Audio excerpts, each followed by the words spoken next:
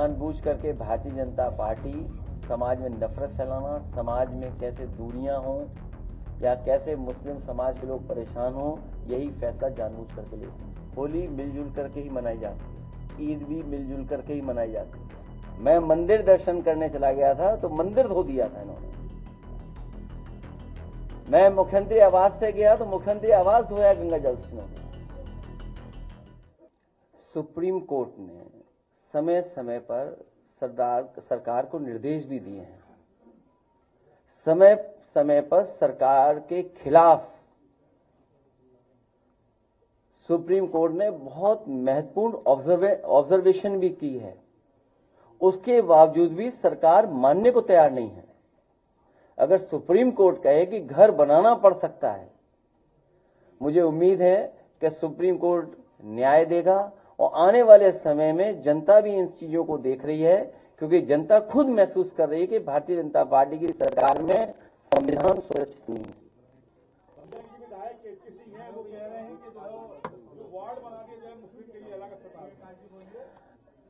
बहुत सी चीजों पर पर्दा डालने के लिए जानबूझ करके स्टेटमेंट दिए जाते हैं या दिलवाए जाते हैं। जहां मुख्यमंत्री जी ये कहते हों कि लाखों लाख जो नौजवान इलाहाबाद में सरकारी नौकरी के लिए तैयारी करते हैं, उनके लिए कह रहे हैं कि उन्होंने रोजगार दिलवाया है। मुझे कोई ये समझा दे कि सरकार ने कब फैसला लिया था वैधिक रूप से कि वो जो पर्सनल गाड़ी है वो कॉमर्शियल यूज कर सकते हैं। और फिर इसका मतलब तो ये हुआ कि अब नौजवान फिर 144 साल बाद रोजगार पाएंगे। जो 4 लाख नौजवान हैं, अगला रोजगार उन्हें मिलेगा 144 साल बाद। सोचिए, ये हमारे मुख्यमंत्री जी।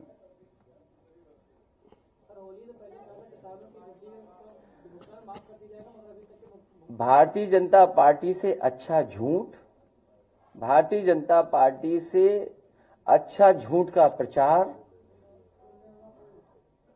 भारतीय जनता पार्टी से अच्छा झूठ पे बिल्कुल टिके रहना,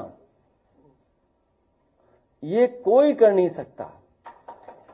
और समय समय पर कुछ साथी उनका सहयोग भी करते हैं उस झूठ को आगे बढ़ाने के लिए।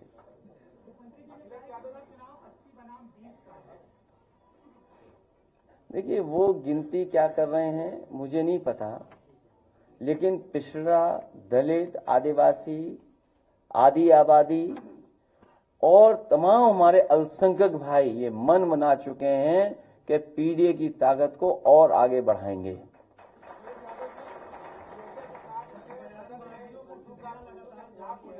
और नीतीश कुमार 70 दिन की ट्रेनिंग में जो है उर्दू सिखाएंगे।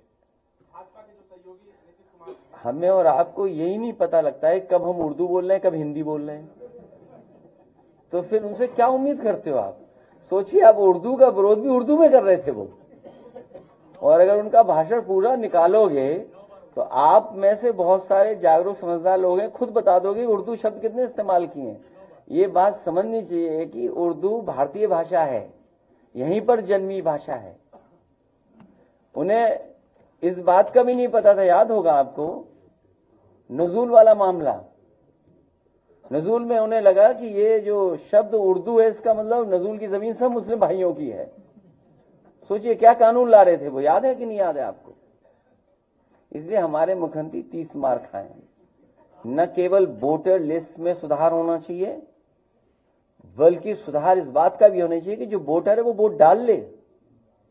बीजेपी ने तो नई स्ट्रेटेजी बनाई कि वोट ही न डालने दो किसी को। जब वोट ही नहीं पड़ेगा तो गिना क्या जाएगा?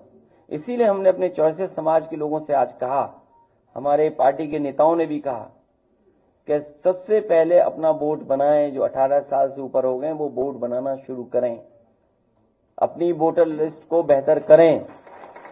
किसान बाजार बेच दिया, प्लास्टिक मॉल बेच दिया जो सबसे देश का सुंदर मॉल है, और भी चीजें बेच दी, जेबीनाइसी भी बेच दो, कम से कम चल तो लगेगा। हमें कोई आपत्ति नहीं इस पर। मैं आपसे कह रहा हूं, कोई भी सच्चाई दिखाएगा तो उसके खिलाफ कार्रवाई सरकार करेगी, नहीं करेगी तो कोई और दूसरी कार्रवाई करवा दें किसी से। क्या ये जो हत्या हुई है, सुनने में आया है, मैं नहीं था यहाँ पर, लेकिन अखबारों में और मैंने अपने सोशल मीडिया के माध्यम से जानकारी दी और उस बात को रखा। सुनने में आ रहा है कि करप्शन को उसने खुलासा कर दिया था और इसीलिए उसकी हत्या हो गई। सोचो, अखबार मालिक अपने अखबार के पत्रकार की जान नहीं बचा पा रहा है। अखबार मालिक अपने सच्चे पत्रकार या पत्रकार की जान नहीं बचा रहा, तो क्या उम्मीद करोगे सरकार से आप? और ये कोई पहली जान नहीं गई है। अभी अखबारों में पढ़ रहा हूं, अगर अखबारों की ही बात मैं मान लूं तो जो अधिकारी आत्महत्या किया गाजियाबाद में, उस पर दबाव था गलत काम कराने का। इस सरकार में कुछ भी हो सकता है, किसी की भी जान ली जा सकती है। कोई गन्ने का रेट नहीं बढ़ाया इन्होंने और पर्ची में भी हेराफेरी कर रहे हैं।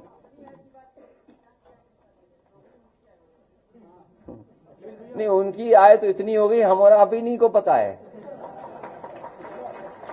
ये दूसरों को बदनाम करने लगते हैं इनके माध्यम से, जो हमारे सामने लगे हुए कैमरे हैं। भैया, भगदड़ के दौरान 67 नंबर तक के सब रिकॉर्ड किया गया, लेकिन अभी भी जो डेटा है वो ऊपर तक के सही नहीं पहुंचाया जा रहा है, ये बातें आ रही है। देखिए, बहुत सी बातें इधर उधर हम लोग करने लगते हैं। ये जो साथी है, ये कभी न कभी तो खुलासा होगा।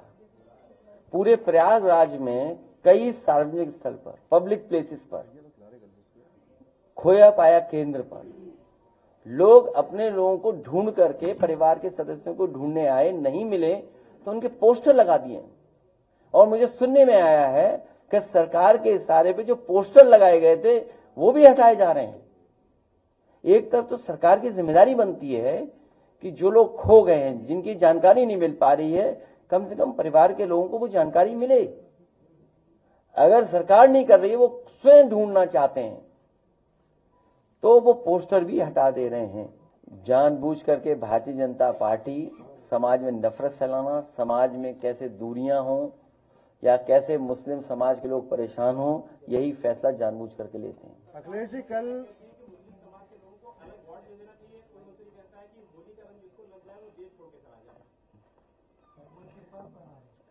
यहाँ बहुत सारे लोग होली का त्योहार पहले भी मनाए होंगे। होली का त्योहार कोई पहली बार नहीं आ रहा है। होली मिलजुल करके ही मनाई जाती है, ईद भी मिलजुल करके ही मनाई जाती है। हम लोग मिलजुल करके ही मनाते हैं। अभी हमारे साथ बहुत सारे मुस्लिम समाज के, अन्य समाज के लोग मिल करके चले गए हैं। मैं तमाम लोगों को ये कहना चाहता हूं, बताना चाहता हूं, अभी ये मुस्लिम समाज के प्रति नफरत फैला रहे हैं, आने वाले समय में पीडीएस समाज के खिलाफ नफरत फैलाएंगे। हमें वो दिन भी याद है जब मंदिर धोया था इन भारतीय जनता पार्टी के लोगों ने। इन्होंने मंदिर धोया था, याद कीजिए आप लोग। मैं मंदिर दर्शन करने चला गया था तो मंदिर धो दिया था इन्होंने। मैं मुख्यमंत्री आवास से गया तो मुख्यमंत्री आवास धोया गंगा जल से इन्होंने। नहीं धोया क्या?